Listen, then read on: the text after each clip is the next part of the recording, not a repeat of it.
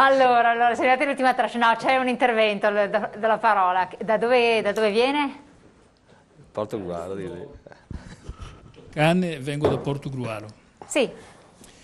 E Rita, la segretaria generale dello SPI, lo sa perfettamente, perché mi riallaccio a quello che diceva Igino Canale di Vicenza. Effettivamente questa questione delle cure, la rinuncia delle cure, è un fenomeno vastissimo. Io, per esempio, giudico positivamente il fatto che sulla stampa se ne parli parecchio in questo periodo, la denuncia, però bisogna anche avere la consapevolezza di un altro dato. Nel Veneto, per esempio, ci sono dei costi che non esistono da altre parti. A me capita che, per esempio, su alcune prestazioni nel Veneto c'è un ticket di 10 euro per ricetta. Sì, ma questo è fatto Questo non c'è in Friuli, per quanto mi riguarda, non c'è nella regione dell'Emilia-Romagna. Di conseguenza ho fatto il conto, per esempio, personalmente, nel corso di un anno, di questi 10 euro a sommare sono oltre 150 euro che io personalmente mi capita di pagare per le mie condizioni. Di conseguenza io credo che il tema della compartecipazione e fino a dove può arrivare il coinvolgimento del singolo per il vero pagamento della prestazione è un tema di grande attualità. Quello che io voglio dire anche in questa nostra occasione, abbiamo detto ci vediamo, parleremo, faremo, però il punto vero qual è? È che noi non abbiamo una regione con la quale queste discussioni si possono fare a dei tavoli e di conseguenza queste vostre trasmissioni anche diventano per noi propizie per denunciare ma anche per chiedere la soluzione di questi problemi, perché sono drammatici. Assolutamente, ecco, Rita Turati, a questo punto, rispondendo anche alla provocazione, che però è importante, se è una questione di un'importanza determinante riguarda solo una regione, perché? Perché eccelle rispetto alle altre, perché effettivamente chiedendo i soldi ai cittadini hai più disponibilità. Che si può fare? Perché poi non c'è confronto, giustamente. Allora sei solo, non conti. Il tema è complesso da porre, non è di semplice soluzione. No, anzi. Cioè, da un lato attiene al fatto che, appunto, come diceva Danilo, questa è una regione che, così come Berlusconi prima e i governi che si sono succeduti, pensa che confrontarsi con le parti sociali sia una perdita di tempo, no? Per cui meglio mettersi d'accordo, l'abbiamo detto tante volte anche qua, mettersi d'accordo fra i partiti che già litigano abbastanza e nel momento in cui si trova una mediazione fra i partiti di maggioranza la cosa passa a prescindere. Per cui loro hanno deciso che l'IRPEF sopra i 26.000 euro di reddito andava abolito perché quelli che stavano mediamente bene non potevano contribuire, no? E abbiamo perso così 500-600 milioni nell'arco di 3 anni di importo che ci sarebbe servito, per esempio, come diceva anche prima Renato, a implementare la rete dei servizi. Ma l'altra cosa che è complicata, e quindi lì dovremmo davvero, come stavo cercando di dire prima, anche a partire, diciamo, dalle conclusioni del congresso che si incomincerà dopodomani, assumere una decisione che ci porti in un qualche modo ad un confronto un po' più serrato con questa regione qua. Insomma, deve rendersi conto che noi esistiamo e che rappresentiamo il 38% degli elettori in Italia, va bene? E grosso modo la stessa cifra degli elettori anche in Veneto. Ecco, toccando forse questo aspetto c'è una sensibilità maggiore. C'è un altro punto però, perché questa cosa è possibile per una ragione. Perché con tutte le leggi che sono intervenute, sono tantissime nel corso di questi anni in Italia sulla sanità, perché non si è intervenuto decine di volte sulle pensioni, ma pure sulla sanità, a partire dal 78 come ricordava Rosanna prima, si è deciso pure nel 2001 che fermo restando, diciamo, i principi di carattere generale, la definizione dei livelli essenziali di assistenza, per dire, e il sistema di finanziamento del modello, del Fondo Sanitario Nazionale, l'organizzazione della sanità e del sociosanitario veniva demandato alle regioni. compreso il fatto che le regioni dovevano garantire il pareggio di bilancio. Certo. Va bene? Allora, questo ha comportato modelli diversi, come si sa, dall'Emilia, come veniva ricordato, ma alla Lombardia, per esempio, no? Al Friuli, eccetera, eccetera, al Veneto. Nel momento in cui ti vengono sottratti, per scelte politiche tue, di una maggioranza che vuole riconquistarsi, diciamo così, il governo di una regione, come è successo con Zaia, e quindi decide di ridurre le tasse in un modo corposo all'epoca, si ritrova con un bilancio, lo stiamo vedendo anche adesso, che siamo l'unica regione rimasta ancora a non chiudere un bilancio, siamo in esercizio provvisorio dalla fine di dicembre, e ancora non ci si è messi d'accordo, siamo alla fine di marzo, momenti. Ecco, che cosa succede? Succede che tu come sta avvenendo in tante altre regioni, aumenti l'IRPEF perché devi comunque garantire, o altrimenti se sei sotto, ma non in un modo così esagerato, incominci ad applicare delle gabelle in più, come per esempio è avvenuto sul ticket. Allora non c'è alcun dubbio che questo è un punto dolente.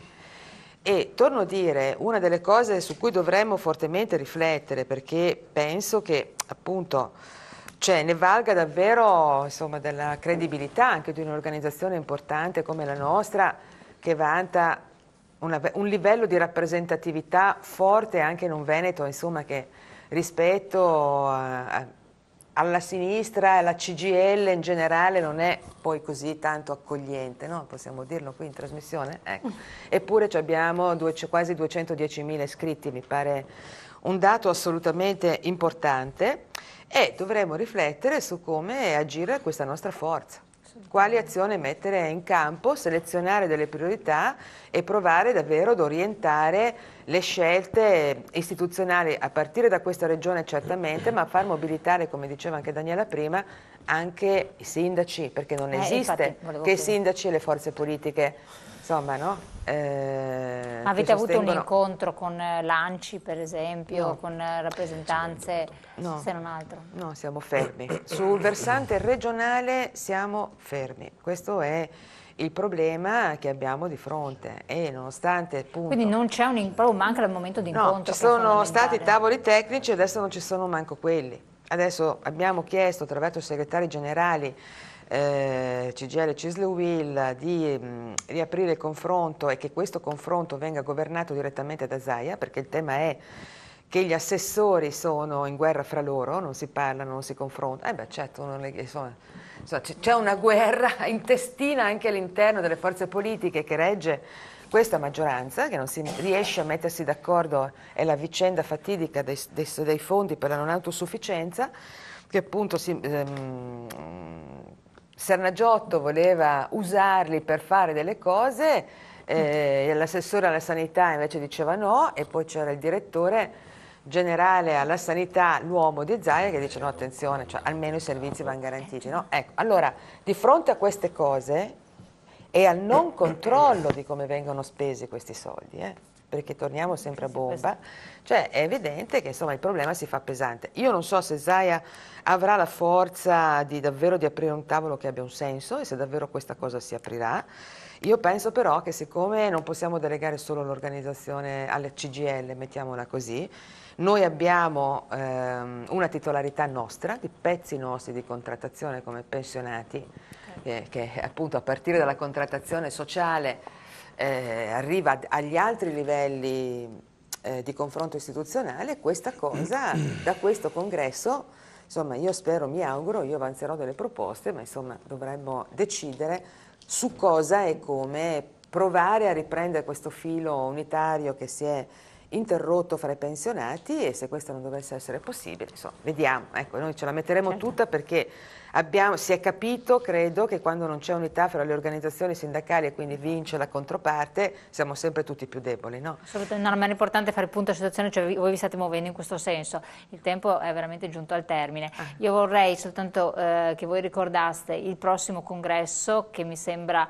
strategico, tra l'altro io vedo anche un titolo di un dibattito che si svolge nella tavola rotonda, contrattare la qualità della vita, che mi sembra potrebbe essere anche un titolo da affrontare in una serata renderne partecipi i nostri telespettatori, perché è interessantissimo. 20 marzo, giovedì 20 marzo al Move Hotel, se non sbaglio, Mogliano Veneto, aperto a tutti quanti, quindi. No, aperto agli iscritti. Questo è un congresso che deve decidere anche il futuro del gruppo dirigente. Il 20 comunque è aperto, perché è aperto agli invitati, dopodiché finita dopo il 21 c'è la parte privata, tutta la parte interna. Allora, io vi ringrazio tutti quanti di essere stati qui con noi, di aver approfondito questi temi. Sappiamo che sono delle emergenze, ciascuno richiederebbe un capitolo a sé stante. Promettiamo che la sanità la riaffronteremo bene, perché sappiamo che è una delle questioni più importanti, non solo per gli anziani, ma lo è per tutti indistintamente, e soprattutto perché siamo a un punto fermo di stallo oltre il quale non si vede via d'uscita. Ma anche il confronto con i sindaci può essere un suggerimento interessante, perché spesso i sindaci sono alle nostre trasmissioni, quindi trovare un momento di apertura potrebbe essere anche uno stimolo per vedere che cosa ne può venire fuori. Giustamente i suggerimenti e le idee possono nascere e dar vita a qualcosa di propositivo. Detto questo, io direi chiudiamo questo appuntamento, presto ci troveremo per affrontarne altri. Io vi lascio con Euro Interim International News, ovvero gli aggiornamenti per tutti gli imprenditori, le aziende che vogliono aprirsi anche a mercati esteri, sempre opportunità per cercare di far crescere la nostra economia, per aiutare quelle aziende che si trovano in un impasse e da soli non ci si può muovere. Detto questo, chiudiamo, buona serata e grazie ancora. Un bel applauso, così vi ringraziamo.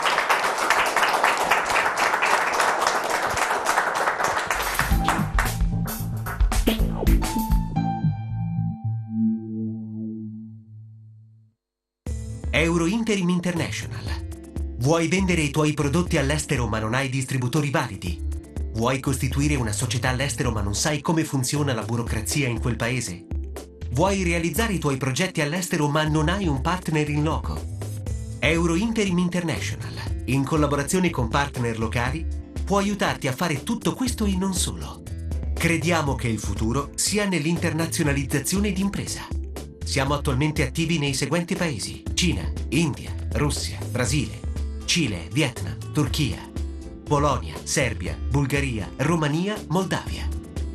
Possiamo offrire i seguenti servizi: internazionalizzazione e delocalizzazione d'impresa, analisi di mercato e studio di fattibilità, ricerca di partner commerciali, distributori e importatori, consulenza fiscale, legale e contabile, costituzione di società, uffici di rappresentanza e showroom, registrazione di marchi, brevetti e diritti secondo la normativa del paese di riferimento, ricerca bandi di finanziamento o fondi a supporto di percorsi di internazionalizzazione, HR Service, ricerca e selezione del personale in loco, reclutamento di personale temporaneo in loco, outsourcing di gestione risorse umane, gestione busta paga, gestione personale.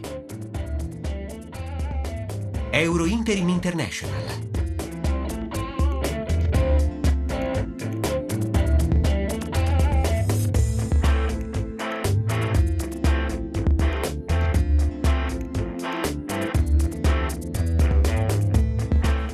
Noi per esempio abbiamo in Cina introdotto un'azienda italiana che voleva aprire dei punti operativi di pizza al taglio, quindi tanti punti operativi al taglio.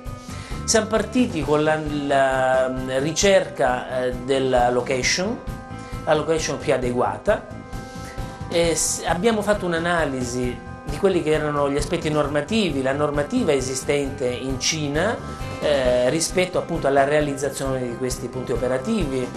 Da noi ci sono le varie licenze dell'ASL, dei comuni, stessa cosa lì, quindi peraltro in questi paesi, Cina non per ultima, ci sono delle normative che cambiano velocemente, da un mese all'altro addirittura, quindi bisogna essere molto aggiornati.